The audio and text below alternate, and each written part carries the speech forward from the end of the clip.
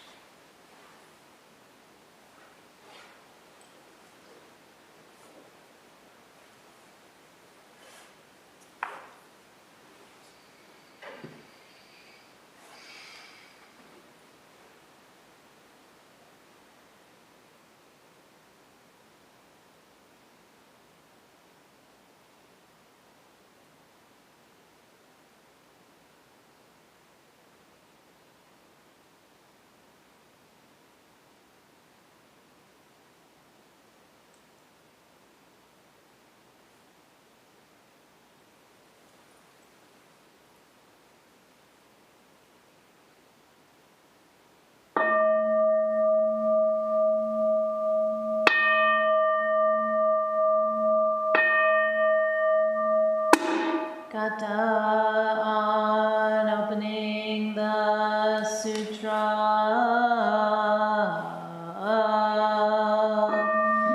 The Dharma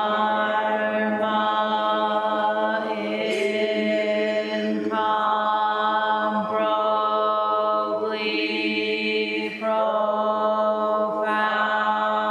and infinitely subtle is rarely encountered even in millions of ages.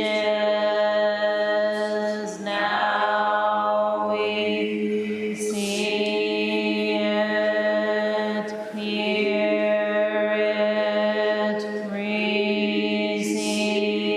and maintain it. May we completely realize the Tathagata true meaning.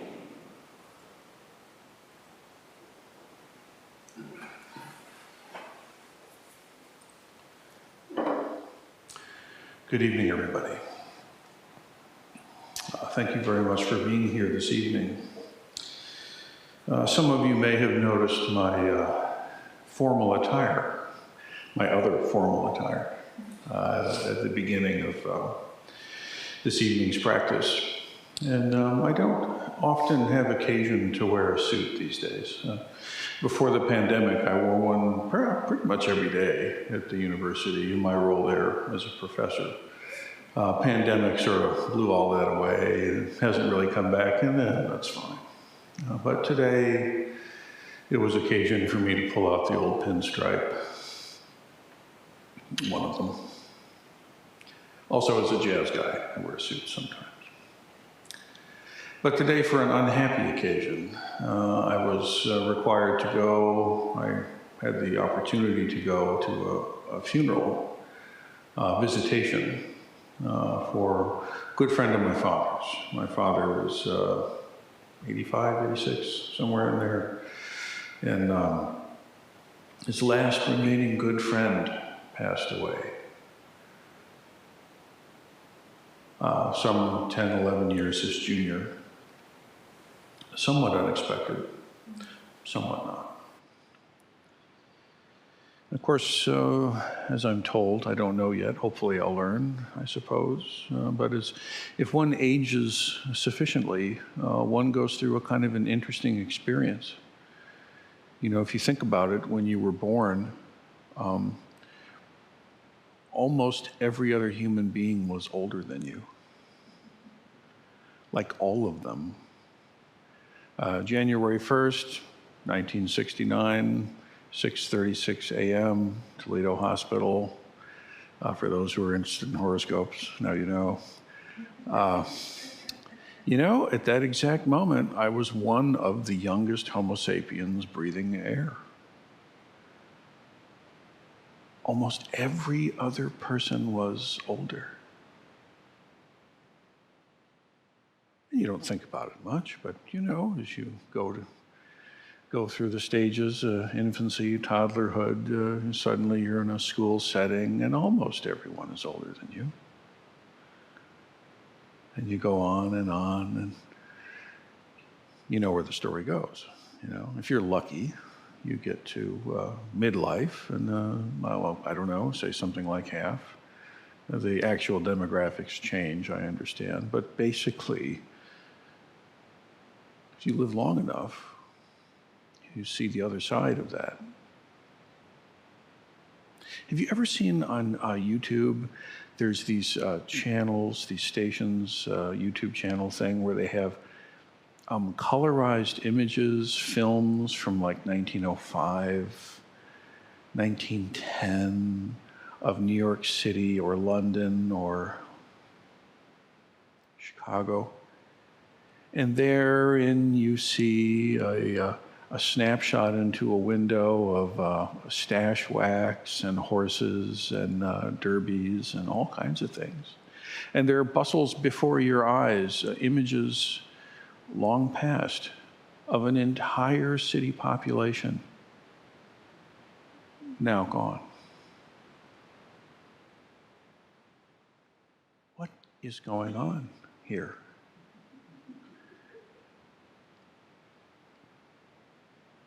My father has had the occasion to tell me that nearly all the people he went to school with that he knew when he was young have gone. He's the eldest surviving of his family at this point, as I understand it.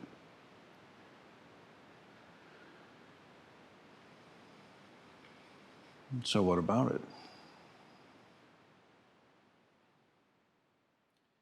It's interesting, in the Western tradition, there's some sense of either nihilism, death, it comes for us all. Nothing means anything, and just get a French beret and a cigarette. And then there's another take, which is, seize the day. Squeeze every ounce of pleasure out of your body and your palate and your bank account and your friendships that you can possibly muster because, use it or lose it. Or just ignore that. Ignore that masked person behind the counter there or the curtain. Just keep buying stuff. Keep chasing likes and fashion and food. What does the Dharma say? Certainly, this is not a new condition. Certainly, as long as Homo sapiens have been Homo sapiens, one of the qualities surely must be we can feel something coming. Many of you may know, some may not, that we have one pug left of our grumble. Dizzy for a while wondered where his sister went, and the elder alpha pug. But now he's living his best puggy life. He gets all the treats, and it's basically fine. He has no sense how old he is. I'm sure he feels it in his little puggy body, but not like maybe my dad. Not like maybe you.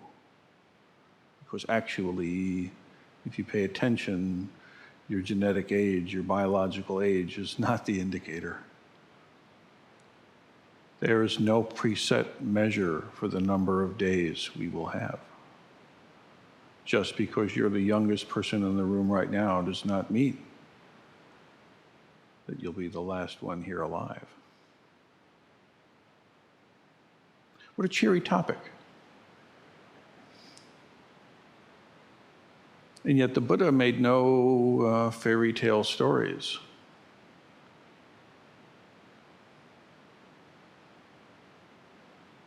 No, the Dharma does something very different with this business. The Buddha has a teaching that is a central feature in our liturgy. It goes this way: the 5 remembrances. I am of the nature to grow old. There is no way to escape growing old. Just so that we're clear. I am of the nature to have ill health. There is no way to escape having ill health. If you have never gotten the memo, consider it now served. In fact, this talk wasn't supposed to be happening. Doan Sensei was supposed to be on the platform this evening, but her hip is out, and so ill health.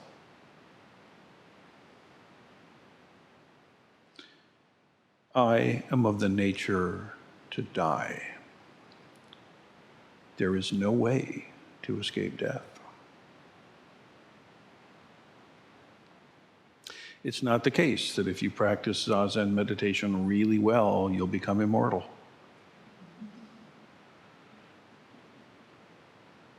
It's not the case that if you awaken to your true nature, you'll never get sick. No. Here we go. All that is dear to me, all that is dear to me, and everyone that I love are of the nature of change. There is no way to escape being separated from them.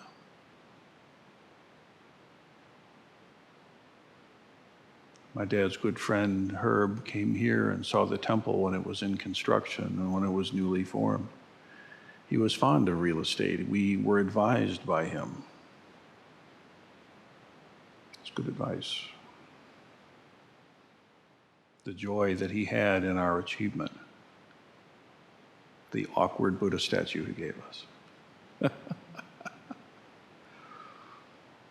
And this evening, a very different presentation. Very different presentation. Where's my dad's friend?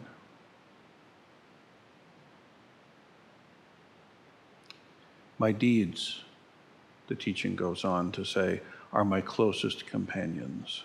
I am the beneficiary of my deeds. My deeds are the ground on which I stand.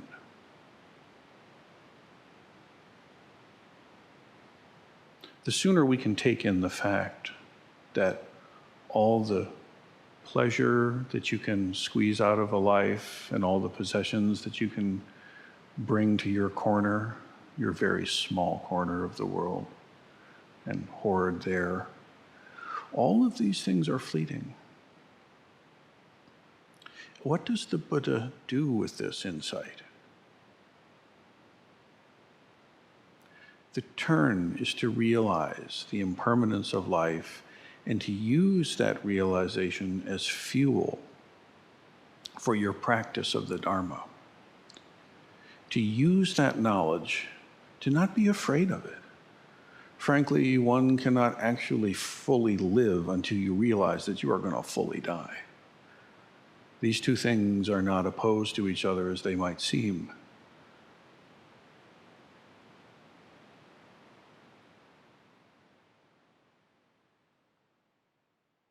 Knowing how to practice the Dharma, knowing what the Dharma even is, like what the hell is this Dharma stuff? Understanding that the practice is about seeing into your own true nature and being not just tolerant, but actually make love with. Be intimate with what is actually so and live freely within that, expressing it. Nothing about the universe is alien to you, not really. but something gets in the way. Something blocks our ability to connect with our fundamental truth and to let alone to live out of it. And so the distractions and the evasions and the games and the coping and all the different stuff comes out instead. But the Dharma is very clear. That stuff is optional. You don't have to do any of that stuff. A, it doesn't work. But B, there is a different thing that you can do. You can actually sit still and pay attention. And the promise is, and this is a provable theory, I suppose, that if you pay attention enough to your own body and to your own mind, and you begin to actually trust yourself exactly as you are, that something can open up for you, and that it will, and that it does. And it doesn't mean that you gain some immortal body of light that is eternal, or that your willpower is stronger than the cancer or the virus, because after all, you're awakened now. It means something much more precious than that. It means that you can walk as a true human being, as an expression of the cosmos itself. Recognize that fact and live it. And yeah, if you know me at all, you know I like pleasure. I'm no stranger to it. I enjoy the world. There's a lot there, it's beautiful. But don't be fooled. Do this one thing. Realize the truth of yourself first. Then you can play freely. And your play will end up being the cause of the alleviation of suffering for yourself and others. Not because you have to, or you should, or you're a good little Buddhist. But because it's natural. It's the natural thing. It's the natural consequence of awakening. And so here we are together on the eve of session, of retreat, where this one thing is this is our business. This one thing. Now, a lot of us have been involved in a lot of things lately. But no, not now. Session's here. It's time to address this one great matter. May it be so.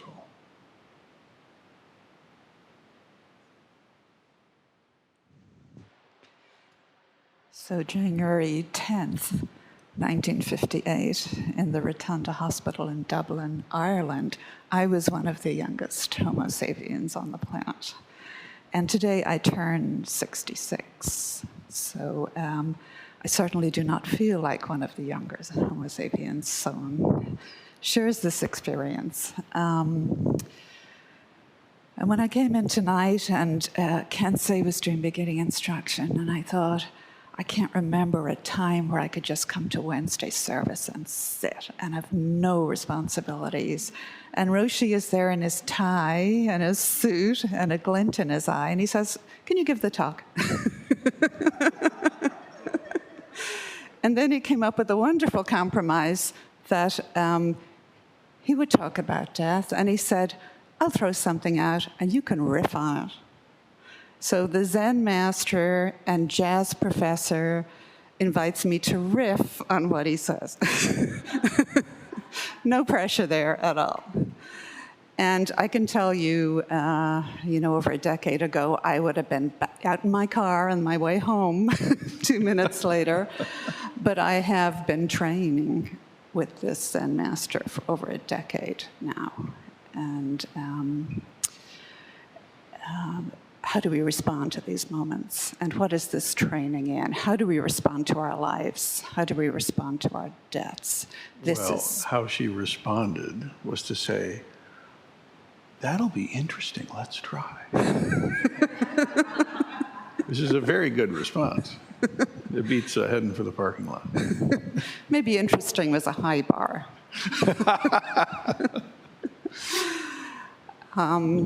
But this training we do, this training in non-duality, this training in actually living our life, is what we do on the cushion, is what we will be doing all weekend at Shushan.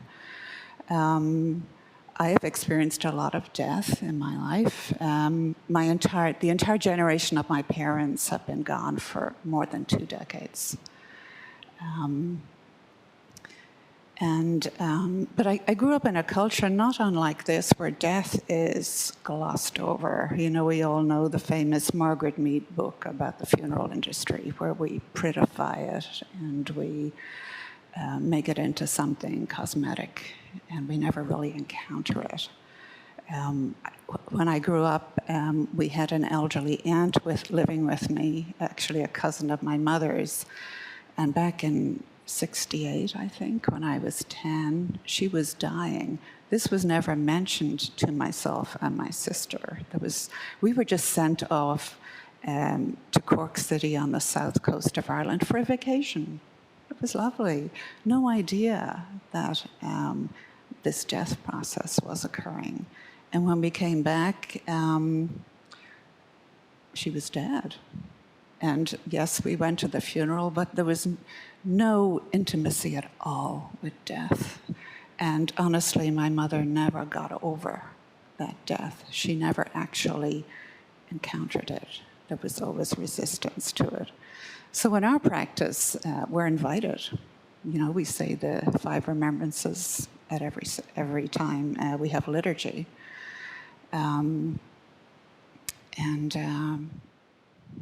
We learn how precious life and death really are. You know, Dogen says there's really no such thing as death unless you look at it in opposition to life.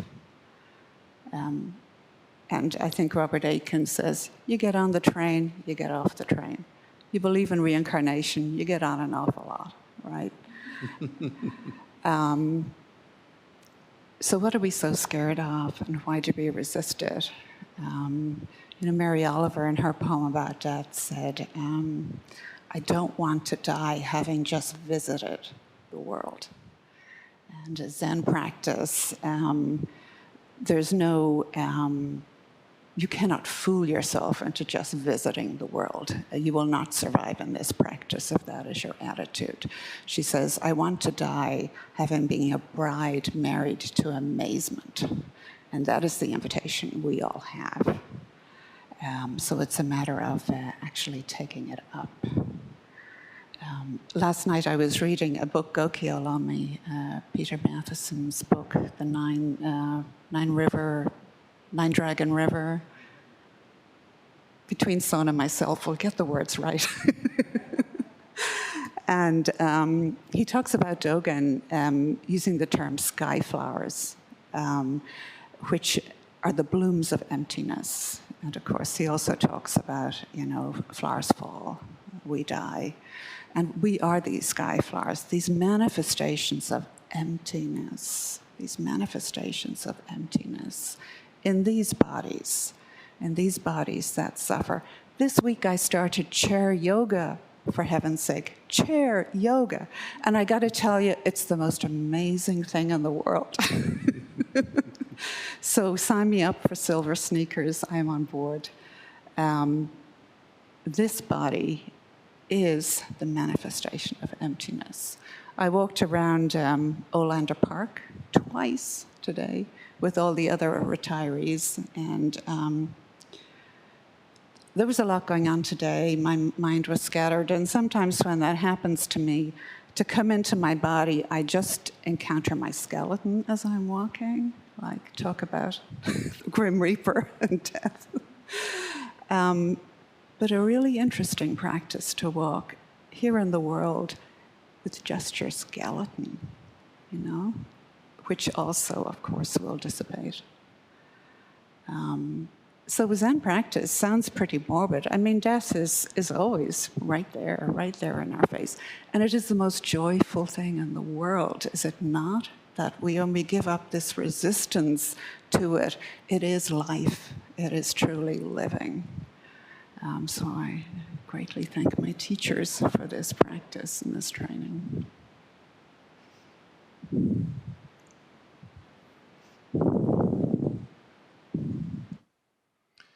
So as we move into the close of the evening service, for those who are staying overnight and will be joining in the morning practice and then through the week,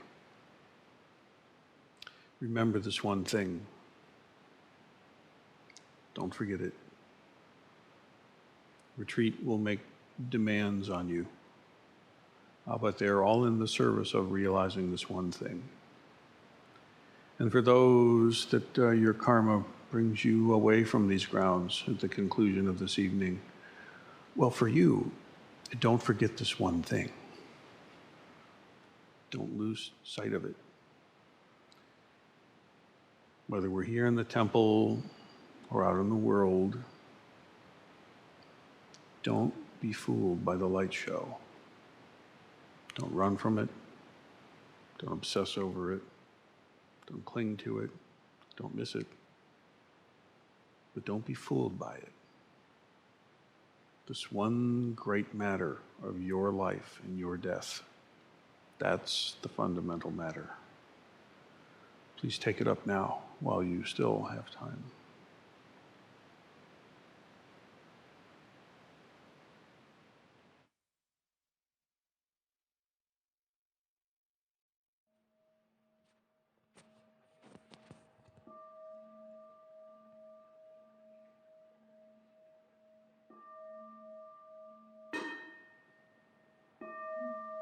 Beings are numberless.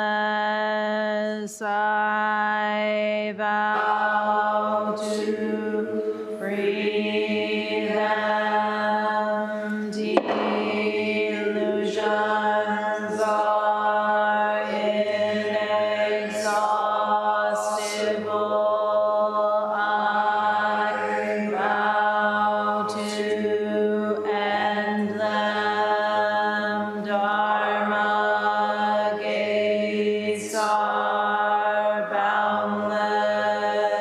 I vow to enter them. The Buddha way is unsurpassable. I vow to embody it. Beings are numberless. I vow to free them. Delusions are inexhaustible. I vow to end them. Dharma gates are boundless. I vow to enter them. The Buddha way is unsurpassable. I vow to embody it. Beings are numberless. I vow to free them. Delusions are inexhaustible. I vow to